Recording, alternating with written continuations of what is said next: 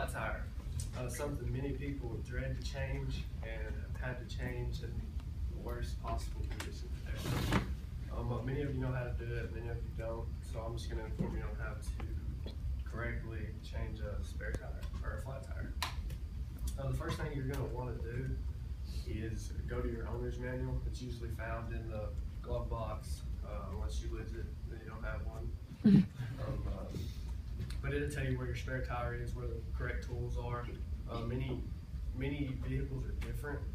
A lot of them are in the trunk. If you have an SUV or a truck, the spare tire will be under the car. You just really need to look. That way you ain't gotta, that way you'll actually know where to look. But go ahead and locate and gather your tools and your tire. The correct tools you're gonna need is a jack, a load wrench, and of course your spare tire. Many of the jacks come with special handles so that it's easier to jack the car up. Like I said, all vehicles are different, so sometimes you just gotta fight it. But now you're just gonna go ahead and loosen your lugs. But you don't want to completely remove them. You don't want to jack the car up yet either, because it's a lot easier to go ahead and break the lug nuts loose. That way you ain't got to fight the tire, because it'll start spinning and it's just more of a hassle than anything. So you break them loose, don't take them completely off yet. And then you need to check your owner's manual again for the correct jack location.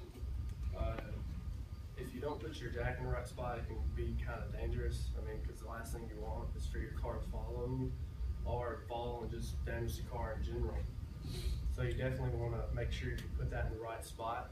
And whenever you're jacking it up, you want to be sure that you don't jack it too high, because like I said, it's dangerous, and the higher it gets, the unsafer it is. So you definitely want to get your tire just about an inch or two off the ground. It's a lot easier to keep it close to the ground. That way you ain't got to fight the spare pulling it off and putting your other one on. It's just a lot easier and safer. But you're going to go ahead and remove your lug nuts now and go ahead and take your spare tire off, or your flat tire off. Whenever you remove your flat, you got to be careful. I worked at a tire shop for a long time, and a lot of your flats and stuff have wire or special material, whatever's made inside the tire, and then it cuts you. And like I said, from personal experience, don't really feel very good. It's one of those pains. I mean, it's kind of like a needle, a wire just going in your skin. You know, everybody knows how it feels. But definitely want to watch where you put your hands. It can be very painful at the end of the day. But now you're just going to go ahead and put your spare tire on. Pretty explanatory on how to do it. When you're putting your lug nuts back on, you don't want to tighten them all the way up yet, because like I said, your tire is spinning and it's more of a hassle than anything. So you're going to go ahead and lower it down, get your lugs pretty tight, not just enough snug, and you're going to lower the car back down, make sure it's on the ground completely, and you can go ahead and take the jack out from under it. Then you're going to go ahead and tighten the legs up. Guys, you don't have to put every backbone you have into it.